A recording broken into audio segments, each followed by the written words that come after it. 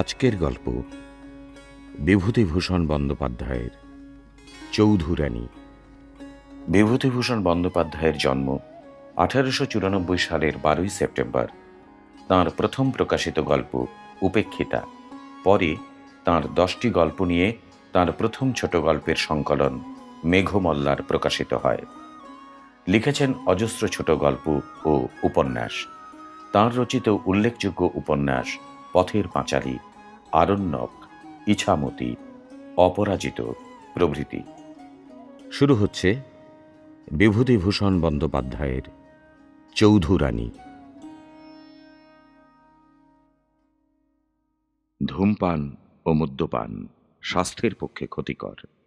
Smoking and consumption of alcohol is injurious to health. ইতিহাস আজকালকার দিনে শোনবার মতো বলেই শোনাচ্ছি। যদি লিখে রেখে না দিই, একথা কেউ জানতে পারবে না। অনেক লোকের উপকার হবে পড়লে, এই বিশ্বাসেই লেখা। আমার ছেলেবেলাতে গ্রামের ও পাড়ায় রামলাল কাকার হাঁক ডাক ছিল। সমস্ত মালোপাড়ার লোকেরা তাঁর প্রজা। তাঁর মুখের হুকুমে 100 জোয়ান মরদ পুরুষ লাঠি হাতে এগিয়ে আসত। শক্ত হাতে লাঠি না ধরতে পারলে তখনকার দিনে পাড়াগাঁয়ে জমি জমা রাখা যেত না। জমি নিয়ে দাঙ্গা, জমির ফসল লুটতরাজ, এসব ছিল নিত্য নৈমিত্তিক ঘটনা। রামলাল কাকার প্রথম পক্ষের স্ত্রী আমার মায়ের চেয়ে 3 বছরের বড়। তিনি ছিলেন মায়ের সই। তাকে সইমা বলে ডাকতাম। সইমা লোক ভালো ছিলেন বলে শুনিনি। সারা বাল্যকাল ধরে তাঁর নিজের শাশুড়ির সঙ্গে তাঁর জাহাবাজি ঝগড়ার কথা শুনে এসেছি। শাশুড়িরা বউয়ের ওপর অত্যাচার করে একথা বাংলাদেশে সবাই জানে, কিন্তু অত্যাচারিতা অনেক বধূ তখন আমার এই সইমার নামে পুলকিত হয়ে উঠত। এমন এক নিপীড়িতা বধূকেই আমি বলতে শুনেছি ঘাটের পথে, বউ বলতে বউ হলো পাড়ার হরির মা। আমরা জন্মেছে ছাগল ভেড়া, শাশুড়িকে কি করে ছেঁচতে হয় তা দেখিয়ে দিয়েছে। তাঁর সঙ্গিনী বললে, কাল নাকি সেজগিন্নির মুখে বউ কেরোসিনের টিপে ছ্যাঁকা দিয়েছে। সেজগিন্নি তাই সহ্য করে বাপু। আমাদের মতো শাশুড়ি যদি হতো। সহ্য না করে উপায় কি বলো? যাহা বেজে বউ যে, পেরে না উঠলে সহ্য করতেই হচ্ছে বই কি। তা ধন্যি বউ বটে। আষাঢ় মাসে 2 দিন খেতেই দিলে না শাশুড়িকে। মুখের জোরে দাঁড়াবে কে সামনে? সেজগিন্নির কর্ম নয়। শাশুড়ির সঙ্গে ঝগড়া করবার সময় রণরঙ্গিনীর মূর্তি ধরে অমন বউ ঘরে ঘরে হলে শাশুড়িরা জব্দ। আমরা পারি নে বাপু, ভয় করে। সেই জন্যই লাথি ঝাঁটা খাচ্ছি উঠতে বসতে।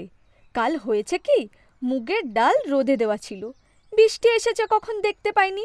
খুকির কাঁথা সেলাই করছি, সে কি গালাগাল। আচ্ছা, গালাগাল দাও না হয় দিলে, কিন্তু বাপ ভাই কি দোষ করলে তাদের তুলে গালাগাল দেওয়া কেন বলো তো ভাই? বলবো আর কি, নিজেই দুবেলা স্বচক্ষে দেখছি, নিজের কানে শুনছি। হাড় ভাজা ভাজা হয়ে গেল ভাই। এক সময় মনে হয় একদিকে বেরিয়ে যাই, আর ভালো লাগে না। সইমা দেখতে শুনতে ভালো ছিলেন। সবাই তাকে সুন্দরী বলতো। তাঁর 5-6টি ছেলে মেয়ে হয়। বড় ছেলেটি বুদ্ধিমান, অবস্থাপন্ন ঘরের ছেলে, বিশেষ লেখাপড়া শেখেনি। অল্প বয়সে জমিদারি সেরেস্তায় নায়েবি কাজে ভর্তি হল। এই সময় সইমা মারা গেলেন। রামলাল কাকা আবার বিয়ে করলেন। কয়েক বছরের মধ্যে 3-4টি ছেলে মেয়েও হল। কিছুদিন পরে রামলাল কাকা আবার বিপত্নিক হলেন এবং প্রায় সঙ্গে সঙ্গেই আবার বিয়ে করলেন। তৃতীয় পক্ষের স্ত্রীরও 5-6টি ছেলে মেয়ে হল। মাঝের পক্ষের প্রথম সন্তানের নাম আশালতা, বেশ সুন্দরী মেয়ে। রামলাল কাকা তৃতীয় পক্ষে বিয়ে করবার কিছুদিন পরেই আশালতার ভাই বোনগুলি একে একে মারা গিয়ে বেঁচে রইল কেবল সে নিজে। আশালতার বিয়ে হল 11 বছর বয়সে। অল্প বয়সেই সে বিধবা হয়ে বাপের বাড়ি ফিরে এলো। মেয়ে বিধবা হয়ে বাড়ি আসার পর থেকে শোকে রামলাল কাকার শরীর ভেঙে পড়ল এবং বছরখানেকের মধ্যে তিনিও ইহলোকের মায়া ত্যাগ করে পরলোকে গেলেন। মৃত্যুর কারণ অবশ্য মেয়ের বৈধব্য নয়, কেননা রামলাল কাকার মৃত্যু হয়েছিল বসন্ত রোগে। ভূমিকা এই পর্যন্ত। এখন আসল কাহিনী শুরু করা যাক। আমাদের এ ইতিহাস প্রধানত আশালতার ইতিহাস। ব্যাপারটি এখন যা দাঁড়িয়েছে তা এখানে আরেকবার বলি। রামলাল কাকার সংসারে এখন কর্তা হয়ে দাঁড়ালো ওর প্রথম পক্ষের জ্যেষ্ঠ পুত্র শরৎ। শরতের বিয়ে হয়েছে এবং দুটি সন্তানও হয়েছে। শরতের ছোট ভাই সনত লেখাপড়া শেখেনি, সে গ্রামেই ধানের ব্যবসা করে। প্রথম পক্ষের মেয়ে কটির বিয়ে হয়ে গেছে, তারা সকলেই শ্বশুর বাড়ি। রামলাল কাকার তৃতীয় পক্ষের ছেলে মেয়েগুলির বয়স কম। বড়টি ছেলে, তার বয়স এই সময় ৮ বছর। রামলাল কাকা সম্পত্তিওয়ালা লোক ছিলেন। তার বড় ছেলে শরৎ এমন দুষ্টু ফন্দি সব আঁটতে লাগল যাতে তার নাবালক বৈমাত্রেয় ভাইবোনগুলি সম্পত্তির উপসত্ত্ব থেকে বঞ্চিত হয়। বিমাতার কোনো কথা এ সংসারে খাটে না। তার বয়সও খুব বেশি কিছু নয়। শরৎ জমি মৌরসি বন্দোবস্ত করতে লাগলো মোটা টাকা নিয়ে। পুকুর জমা দিতে লাগলো নিকিরিদের কাছে মোটা টাকা নিয়ে। গোলার ধান বিক্রি করে ফেলতে লাগলো আড়তদারদের কাছে, তাতে পেতে লাগলো মোটা টাকা। গাছের নারকোল সুপুরি বিক্রি করতে লাগলো কলকাতায় যারা মাল চালান দেয় তাদের কাছে। অথচ ওর বিমাতা বা বৈমাত্রেয় ভাই বোনগুলির পরনে কাপড় নেই, স্কুল পাঠশালায় যাবার বন্দোবস্ত নেই। যা টাকা পাওয়া যাচ্ছে ওরা তো তার ন্যায্য অংশীদার। অথচ শরৎ বা সনত সে চিজ নয়। সোজা পথে হাঁটার অভ্যেস তাদের নেই। বিমাতা মুখ ফুটে কিছু বলতে সাহস করেন না নিজের চেয়ে বেশি বয়সের সৎ ছেলের কাছে। এভাবে অরাজকতা চলল বছর 2। শরতের বিমাতা মুখ বুজে সহ্য করেন। তিনি গরিব ঘরের মেয়ে, তৃতীয় পক্ষের স্ত্রী হয়ে এসেছিলেন এ সংসারে। যা জোর ছিল এখানে, বিধবা হওয়ার সঙ্গে সঙ্গে সেটুকুও গিয়েছে। দোর্দণ্ড প্রতাপ সৎ ছেলেকে কিছু বলতে সাহস করেন না তিনি। নির্জনে চোখের জল ফেলেন। তাঁর ছেলেমেয়েরা বিষয় সম্পত্তির কি বোঝে? মহা আনন্দে লাট্টু ঘোরায় আর ঘুড়ি ওড়ায় পথে পথে, মাঠে মাঠে। শীতকাল, সকালবেলা শরৎ এক বাটি মুড়ি খাচ্ছে বসে। এখনই চা খেয়ে সে বেরুবে। আশালতা এসে দোরের গোড়ায় দাঁড়িয়ে বললে, বর্দা। শরৎ মুখ তুলে বললে, কে রে? একটা কথা তোমায় বলবো। কি কি কি বল, তাড়াতাড়ি বল, আমার সময় নেই, কাছারিতে বেরোতে হবে এখনই। তুমি বাগদিপাড়ার জমি বন্দোবস্ত করেছো কত টাকায়? কবে? এই যে সেদিন করে এলে, বৌদিদির হাতে টাকা এনে দিলে। কেন, অত খোঁজে তোমার দরকার কি? আশালতা মুখ গম্ভীর করে দাদার সামনে এসে দাঁড়াল। সুন্দরী মেয়ে, নিরাভরণা বিধবার বেশ। চাপা রাগে ওর মুখ রাঙা হয়ে উঠল। বললে, দাদা, আজ আমি যে কথা বলতে এসেছি শোনো। তুমি ওরকম করে বিধুনিদুকে ফাঁকে দিতে পারবে না বলে দিচ্ছি। শরৎ অবাক হয়ে ওর মুখের দিকে চেয়ে রইল। এমন কথা যে আশালতা তাকে বলতে পারে, এটাই সে বিশ্বাস করতে পারছিল না তখনও। অতটুকু মেয়ে আশালতা। পরক্ষণেই রাগে ও বিস্ময়ে তার মুখ দিয়ে কথা বেরুতে গিয়ে আটকে রইল খানিকক্ষণ। যখন কথাটা বেরিয়ে এলো অবশেষে, তা বড় অসংলগ্ন হয়ে পড়ল। তার মানে বোঝা গেল না। কি কি কি কি কি কি জমি? কার কার জমি? হ্যাঁ, টাকা বিধুনিধুর ফাঁকি মানে? শোনো দাদা, বিধুনিদু আছে, ওদের 3টি বোন আছে, ওদের তুমি দেখো না। মা ভালো মানুষ, তিনি কিছু বলতে পারেন না। ওদের পরনে না আছে কাপড়, না গায়ে একটা জামা। মার একখানা থান, তাই শুকিয়ে নেয়। বিধু বড় হয়েছে, ওকে স্কুলে দিলে না, ওরা সব খাবে কি এর পরে? কি খাবে সে আমি কি জানি? আমারই বা কি দায় পড়েছে বিধুর পড়া নিয়ে মাথা ঘামাবার? বাবা থাকতেই তো আমাকে আর সনদকে পৃথক করে দিয়ে গেছেন। কিন্তু কিন্তু এসব কথার কি দরকার এখন জিজ্ঞেস করি? তোমার সে সর্দারি করবার দরকার কি? সর্দারি করিনি দাদা, কিন্তু না বলেও আর পারছি নে। মা কিছু বলেন না, কিন্তু এটুকু তো বোঝেন যে বিধুনিদু ফাঁকে পড়ছে। তুমি যে জমি বিলি করলে, বাঁশ ধান বিক্রি করলে, পুকুর জমা দিলে, সেটা গায়ে ভাগ পাবে না ওরা? অথচ ওদের পরনে না আছে কাপড়, না আছে ওদের গায়ে একটা জামা। শরৎ রাগে কাঁপতে কাঁপতে বললে, এত এত বড় কথা তোর? তুই কথা বলতে আসবার কে শুনি? তোর কি ভাগ আছে বিষয়ের? তোর কোন জোর এখানে খাটবে শুনি? আমার কথা তো একটুও বলিনি দাদা। বিধুনিধুর ভাগ ওদের দাও, মাকে দাও। শৈলবালার বিয়ে দিতে হবে আজ বাদে কাল। সবই যদি বেচে কিনে ফেললে, কাল শৈলর বিয়ে হবে কি দিয়ে? সে ভাবনায় আমার রাত্রিরে ঘুম হচ্ছে না। মা গিয়ে বুঝুন তার মেয়ের বিয়ের কি হবে, আমার তাতে কি? এই কথা তোমার উপযুক্ত হলো দাদা? শৈলর বিয়ে না হলে কার মুখ হাসাবে? মার না তোমার? লোকে বলবে অমুকের বোনের বিয়ে হলো না, ধুমসি করে ঘরে রেখেছে। রাগ করো না দাদা, তোমার পায়ে পড়ি। আমার কিচ্ছু চাইনে, একবেলা দুমুঠো আলো চালের ভাত, একখানা কাপড়। কিন্তু বিধুনিধুকে স্কুলে দাও, এরপর ওরা করে খাবে কি? তোমারই দোষ দেবে লোকে, আমাকে কেউ বলতে আসবে না। ভেবে দেখো। শরৎ একটা বড় ধাক্কা খেলে এই দিনটিতে। এতদিন তার বিশ্বাস ছিল সে যখন সংসারের কর্তা, সে যা করবে তাই হবে। অবশ্যই বাবা তাকে ও সনৎকে পৃথক করে দিয়ে গেছেন, কিন্তু হঠাৎ করে বাবা মরে গিয়ে পাকাপাকি কিছু করে যেতে পারেননি বিষয় আশয়ের। নগদ টাকার দরকার হলেই জমি বিলি, ধান বিক্রি, ইচ্ছামতো খাজনা আদায় ইত্যাদি করলে বাধা দিচ্ছে কে তাকে? বিমাতা বাধা দিতে সাহস করবেন না, হাবদা গোবদা ভীতু মানুষ। আজ সে দেখলে এমন একজন আছে যে তার আঙুল উঁচিয়েছে ওর ইচ্ছার বিরুদ্ধে, ওর খেয়াল খুশির বিপক্ষে। আর সে কিনা আশালতা। সেদিন সন্ধেবেলা ছোট ভাই সনৎকে ডেকে বললে, আশার কাণ্ড শুনেছিস? কি? ও নাকি আমাকে দেখে নেবে। আমি নাকি বিধুনিধুকে ফাঁকি দিয়ে বিষয় আশয়ের বিলি ব্যবস্থা করছি। ওইটুকু মেয়ের এত বড় আস্পর্ধা! তাই তো। এর একটা ভিত করতে হবে সনৎ।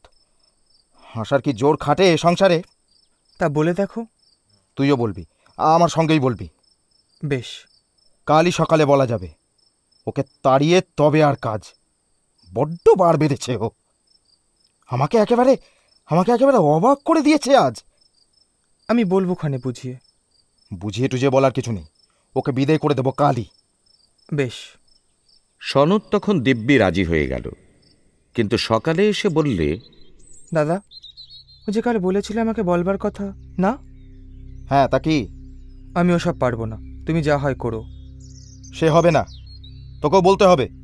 আমি ভেবে দেখলাম ওসব কথার মধ্যে আমার না থাকাই ভালো। তুই আমাকে ভয় করিস না মাকে ভয় করিস? কাউকেই ভয় করি নে। মা আমাদের দুজনকেই ভয় করে চলে দাদা, সে তুমি জানো। মা সাথেও নেই পাচেও নেই, সে নিরীহ প্রাণী, তাকে আবার ভয় করবার কি আছে? তবে তুই কেন বলবি না আশাকে? না দাদা, আশা আমাদের কোলপোছা বোনটা। ওর মা নেই, বাপ নেই, স্বামীপত্তর নেই, আমি ওকে সব কথা বলতে পারবো না। শরৎ মুশকিলে পড়ে গেল। দুই ভাই একযোগে কাজ করলে যে জোর পৌঁছত, সে তো পৌঁছলও না। তার উপর সে দেখলে আশার ব্যাপার নিয়ে বাড়াবাড়ি করতে গেলে সনতের সঙ্গে মনোমালিন্য হওয়া বোধ হয় বিচিত্র নয়। সনত এত দরদ দেখাবে আশার ওপর তা কে জানত? একেবারে গদগদ গোদাবরী, বলিহারি। কিন্তু শরতের এ ধারণা ভুলও বটে, আবার নয়ও বটে। সেদিনই সনত আশাকে সিঁড়ির নিচের ঘরে নির্জনে ডেকে বললে, হ্যাঁ রে, তুই কি বলেছিস দাদাকে? কেন, কি বলবো? চোখ রাঙিয়েছিস শুনলাম। ও মা, মাথা কুটবো তোর সামনে ছোটদা? আমি চোখ রাঙাবো বড়দাকে? তবে ন্যায্য কথা বলেছি। কি কথা শুনি? আশা সব ব্যাপার বললে, বলে কাঁদতে লাগলো। সনত বললে, কেঁদে মরছিস কেন তুই? আহা, মার কষ্ট দেখলে বুক ফেটে যায় ছোটদা। তুই বল, বড়দা এতগুলো টাকা পেলেন জমি বিলি করে, জিনিস বিক্রি করে, একটা পয়সা মার হাতে দিয়ে বলেছেন, মা তুমি একাদশীর দিন একটু মিষ্টি কিনে খেও, কি শৈলকে একটা ফ্রক কিনে দিও। আহা, কিছু পরবার নেই ওর। শাড়ির পাড় জুড়ে জুড়ে আমি সেই দিন ওর একটা ফ্রক করে দিয়েছি, তবে পরে বাঁচে। কে আছে ছোটদা ওদের মুখে তাকাবার? মা তো ওই হতগজ। হতগজ না ভালো মানুষ। তার মানেই তাই। তুমি গায়ে আগুন ঢেলে দাও, রা কাটবে না। এদিকে বিধু নিধু শৈল ভেসে যাক। তা তুই আমাকে বললি না কেন? আমি দাদাকে বলতাম। তুইও তো ওই একই রকম ছোটদা, তোর দ্বারা হতো না। সনৎ আশাকে যতই স্নেহ করুক, সে বেশি দিন বাঁচেনি। সেই বছর শীতের শেষে নিমোনিয়া হয়ে 7-8 দিন ভুগে সে মারা গেল। আশা দিন রাত সনতের পাশে বসে সেবা করত। মজুমদার গিন্নির মুখে আমি একথা শুনেছি, কারণ সে সময় দেশে থাকতাম না। মজুমদার গিন্নি যার খুঁত ধরতেন না, সে সত্যি একজন বুদ্ধ বা খ্রিস্ট। মজুমদার গিন্নি বলেছিলেন, সৎ মায়ের পেটের বোন বটে, নিজের বোন কমই আছে আজকাল যারা অমন করে ভাইয়ের সেবা করে। ওর মুখে এইটুকু কথার মূল্য অনেকখানি। সনতের মৃত্যুর পরে সংসারে শরতের একাধিপত্য দৃঢ়ভাবে প্রতিষ্ঠিত হল। বাধা দেবার আর কেউ রইল না। রামলাল কাকার বিষয় সম্পত্তির মধ্যে যা ছিল ভালো, যে জমার খাজনা বিনা মোকদ্দমায় সহজে আদায় হয়, যে পুকুরে মাছ বাড়ে এবং বেশি দামে নিকিরিদের কাছে বিক্রি হয়, যে আমন ধানের ক্ষেতে জল বাঁধে সকলের আগে এবং শুকোয় সকলের শেষে, এক কথায় দুধের স্বরটুকু শরৎ গ্রাস করতে উদ্যত হল। আবার আশালতাকে গিয়ে দাঁড়াতে হলো ওর কাছে। শরৎ চিৎকার করে রেগে তক্তপোষ চাপড়ে কথা বলে। আশা ধীরভাবে মৃদুস্বরে কথা বলে। শরৎ দিন দিন বিস্মিত হচ্ছে। কে জানত সেই আশা এই মানুষ? নিধু বিধুকে নিয়ে গিয়ে শরতের সামনে দাঁড় করিয়ে সেদিন বললে, ছেলে দুটো যে একেবারে বয়ে গেল, এরা করে খাবে কি? এদের উপায় কি করছো বড়দা? আমি কি উপায় করব? তুমি এখন ওদের গার্জেন হয়েছ, তুমিই করো। আমি তোমার পায়ের জুতোর তলা বড়দা, আমায় অমন কথা বলো না। তোমাকে আর মিষ্টি কথা শোনাতে হবে না আমাকে। যাও যাও যাও যাও যাও, এখান থেকে যাও। এদের উপায় কি করবে করো বড়দা, পায়ে পড়ি তোমার। মাইনে দেবে কে? তুমি। কেন আমি দেব? আমার। শরতের উত্তরের বাকি অংশটুকু ছাপার উপযুক্ত নয়। আশা চুপ করে থেকে বললে, তোমার পায়ে পড়ি দাদা, এদের লেখাপড়ার একটা হিল্লি করো, বাদর হয়ে গেল যে একেবারে। তবে তো আমার। শরতের সবটুকু উত্তর ছাপবার পুনরায় অযোগ্য হল। আশালতা পরদিন নিজে কোথা থেকে টাকা জোগাড় করে বিধু নিধুকে 2 মাইল দূরবর্তী সোনাখালি বাক্সার মাইনর স্কুলে ভর্তি করে দিল। ছেলে দুটো বধ হয়ে গিয়েছিল। নিজে জোর করে ওদের স্কুলে পাঠিয়ে দিত, নিজে সকালে বিকালে পড়তে বসাতো। আশা নিজে লেখাপড়া জানত সামান্যই। গ্রামের অমর্ত্য গুরুমশায়ের পাঠশালায় বাংলা সরল পাঠ 3য় ভাগ পর্যন্ত। কিন্তু নিজের চেষ্টাতে সে অনেক শিখেছিল। ওর মামার বাড়ি ছিল কলকাতার কাছে এঁড়েদ। মা বেঁচে থাকতে সেখানে গিয়ে 2-3 মাস থাকত। এঁড়েদ থেকে একবার মামিমার সঙ্গে দক্ষিণেশ্বর গিয়েছিল। রামকৃষ্ণ পরমহংসের কথা শুনেছিল। আমি অন্তত ওর কাছে একখানা কথামৃত দেখেছি। আশা রামায়ণ মহাভারত পড়ত, গীতা পড়ত 2 বেলা, কবিতা কিছু কিছু পড়ত।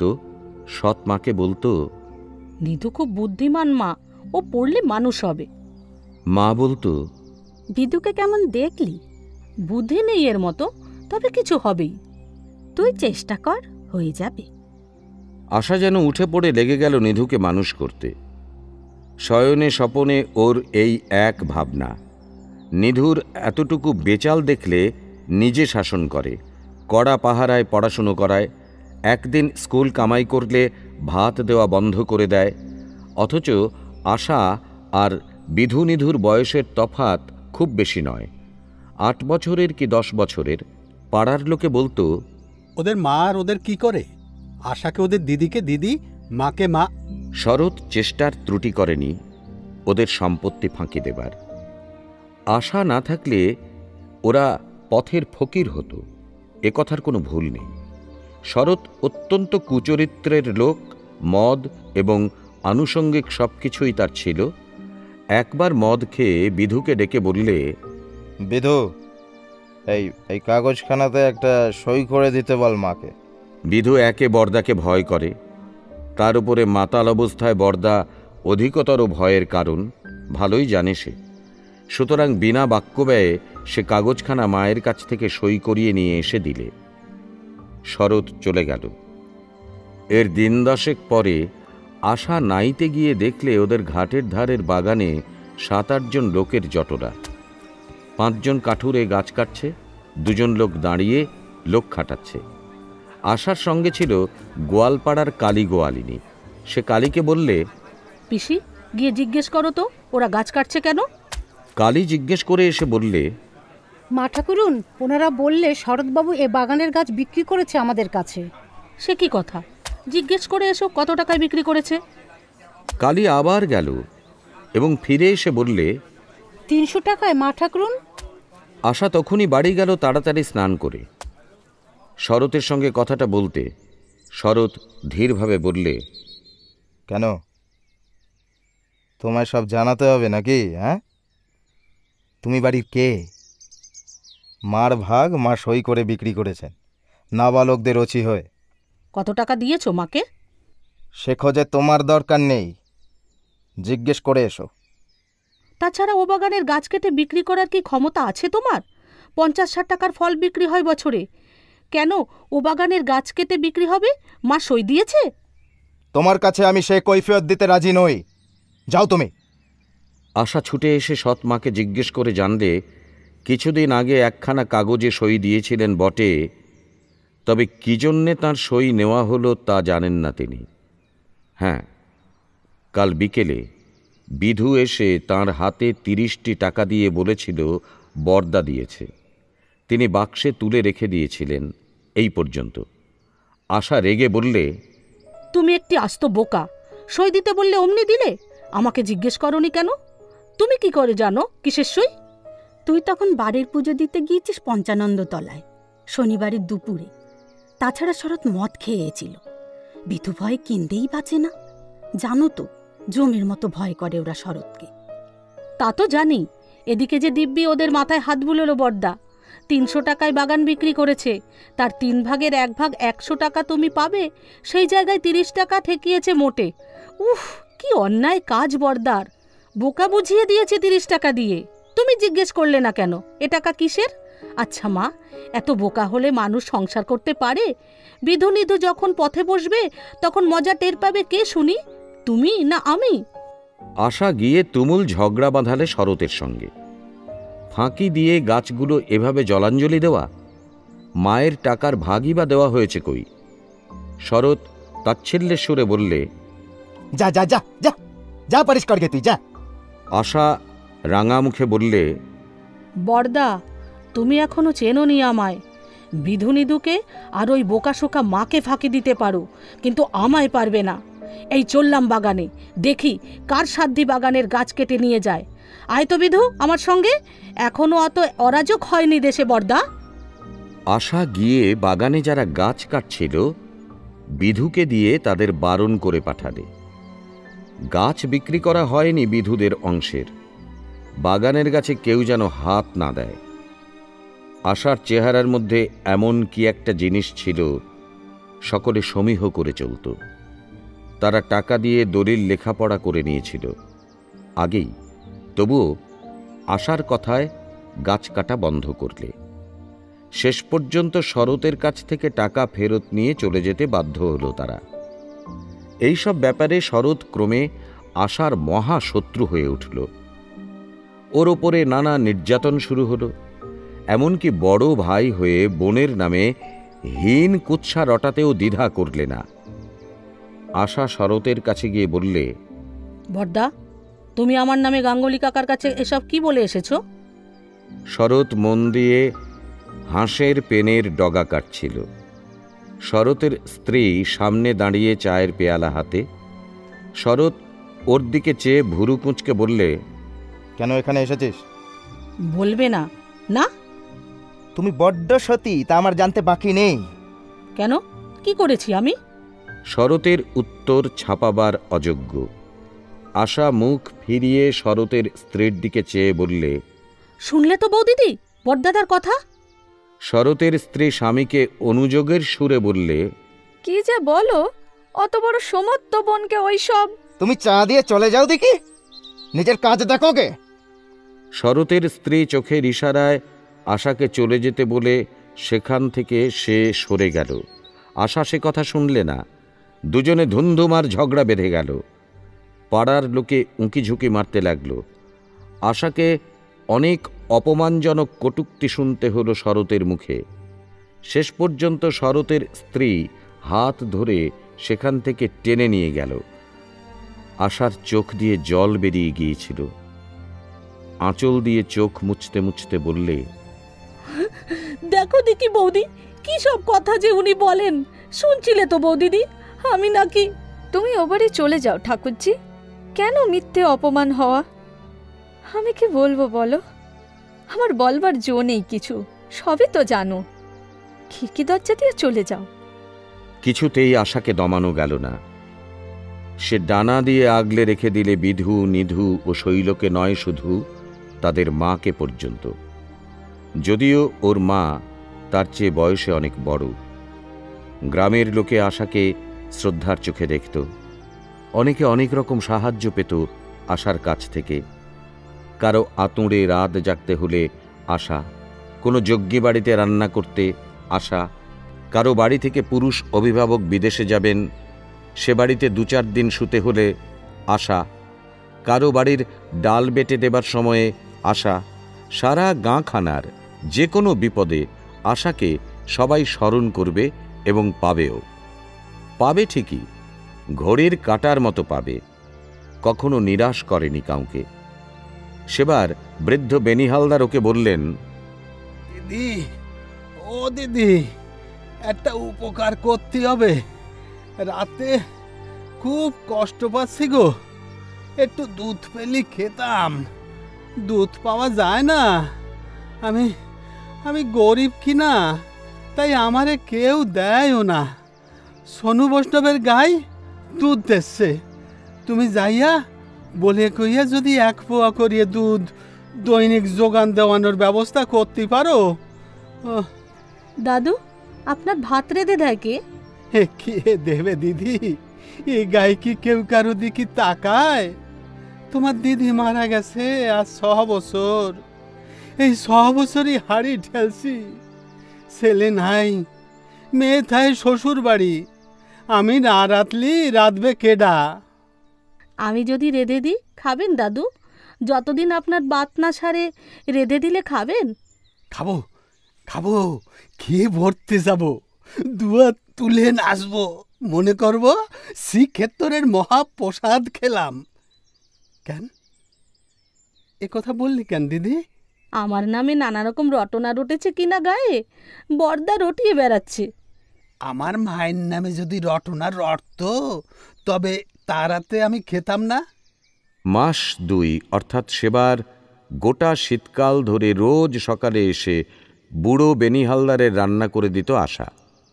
ফলে সেই শ্রাবণ মাসেই যখন বেনিহালদার মারা গেলেন, তখন নিষ্কর ব্রহ্মোত্তর সম্পত্তি থেকে 2 বিঘে আমন ধানের জমি তিনি আশার নামে উইল করে দিয়েছেন শোনা গেল। এ নিয়ে মোকদ্দমার সৃষ্টি হয়েছিল। বেনিহালদারের জামাই এসে বললে, ও উইল জাল, সব সম্পত্তি তার ছেলের প্রাপ্য। আশা কে যে তাকে সম্পত্তি দিয়ে যাবেন তার শ্বশুর? শরৎ বেনিহালদারের জামাইয়ের তরফে মোকদ্দমার গোপনে তদবিরও করেছিল, কিন্তু শেষ পর্যন্ত আশার জমি কেউ কেড়ে নিতে পারেনি। বিধুর লেখাপড়া যেটুকু হয়েছিল তা আশার চেষ্টা ও উৎসাহের ফলেই। নিধু লেখাপড়ায় খুব ভালো, ম্যাট্রিক পাশ করলে বেশ ভালোভাবে। ইদানিং শরৎ সম্পূর্ণভাবে পৃথক হয়ে গিয়েছিল। এদের সম্পত্তিতে হাত দিতে সাহস করত না, আশাকে ভয় করত। সেই শরতের বউ যখন মারা গেল, আশা গিয়ে শরতের সংসারে বুক দিয়ে পড়ল। ওর ছোট ছেলে মেয়েদের দেখাশুনো, রান্না করে খাওয়ানো, সব কিছু করত আশা। অবশ্যই বেশি দিন করতে হয়নি, কারণ দ্বিতীয়বার বিবাহ করতে শরৎ 3 মাসের বেশি দেরি করেনি। আশা চোখের জল ফেলে বলেছিল, বৌদিদির যে কি গুণ ছিল তা কেউ জানতো না, আমি জানতাম। বর্দার ভয়ে জুজু হয়ে থাকতো বেচারি। নিজের ইচ্ছেতে কিছু করবার কি তার উপায় ছিল? অমন বউকে বর্দা চিনতে পারলে না। 2 দিন যেতে তর সইল না, অমনি বিয়ে করে নিয়ে এলো।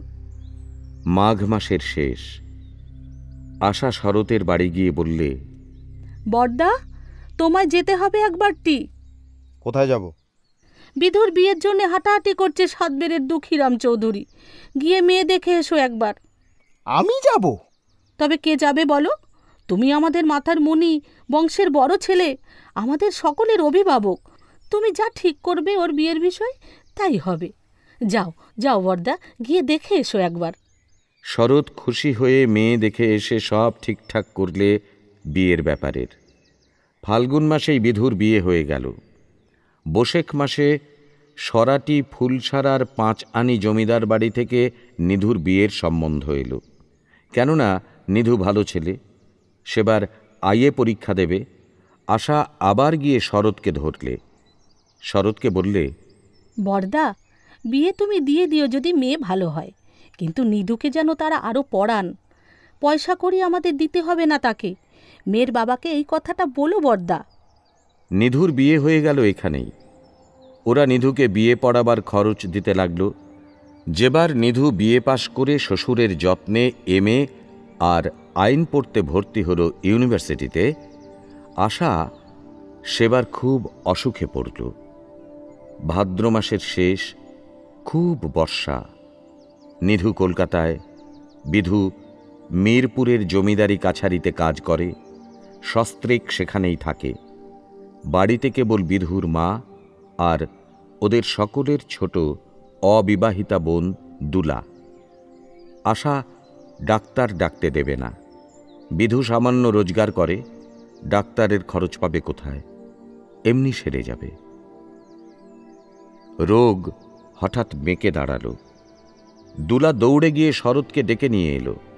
শরৎ এসে বললে, কি হয়েছে মা? আশার নাকি অসুখ? ওদের মা কেঁদে বললে, বাবা শরৎ, তুমি বাঁচাও আমার আশাকে। ও আমার মেয়ে নয়, ও বিধু-নিধুদের মা। আমি তো মিথ্যে মা হয়েছিলাম। কি করলাম কার? ওই করেছে সব। সর্বস্ব বিষয় বিক্রি করে দাও, আমার মাকে বাঁচিয়ে তোলো। দুপুর থেকে মা আমার অজ্ঞান হয়ে আছে। 5-5.5 জ্বর, লোক চিনতে পারছে না, বিছানা হাতড়াচ্ছে। এসব 8-10 বছর আগেকার কথা। বিধু এখন চালের কল আর আড়ত করে অবস্থা ফিরিয়ে ফেলেছে। নিধু ডেপুটি ম্যাজিস্ট্রেট, বারাসাতে পরিবার নিয়ে আছে সম্প্রতি। বড়দিদির কথা বলতে বলতে এখনো ওদের চোখ দিয়ে জল পড়ে। আশার স্মৃতি আমাদের গ্রামের আকাশ বাতাস ছেয়ে আছে। এখনো সকলে বলে, সৎ বোন হলেই কি খারাপ হয়? না, সৎ মা, সৎ ভাই হলে খারাপ হয়। আশাকে দেখেছ তো?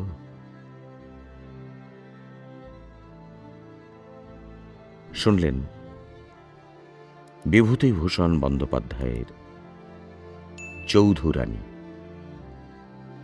গল্পটি ভালো লাগলে লাইক, সাবস্ক্রাইব এবং শেয়ার করতে ভুলবেন না।